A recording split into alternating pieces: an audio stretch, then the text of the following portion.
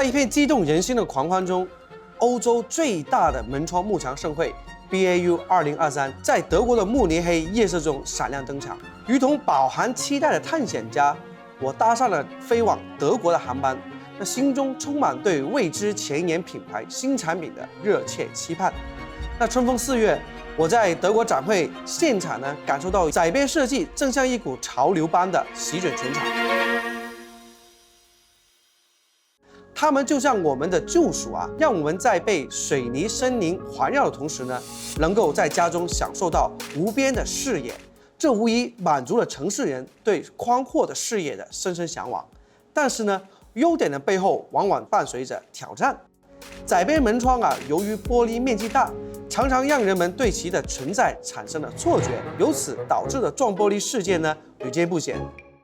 面对这个问题，我们又该如何巧妙地应对呢？想象一下，在玻璃上贴上色彩斑斓的装饰纸，既可以为你的窗户呢增添一抹亮色，也能引起人们对玻璃存在的注意。增强玻璃与阳台周围的照明设备呢，使得在任何光线的条件下呢，人们都能清晰地看到玻璃。又或者装配上带有吸引眼球的图案的窗帘或者是百叶窗，既保持了美观，又增强了玻璃的可见性。同样啊，随着窄边门窗的风行啊，配套的大纱门也越来越流行了。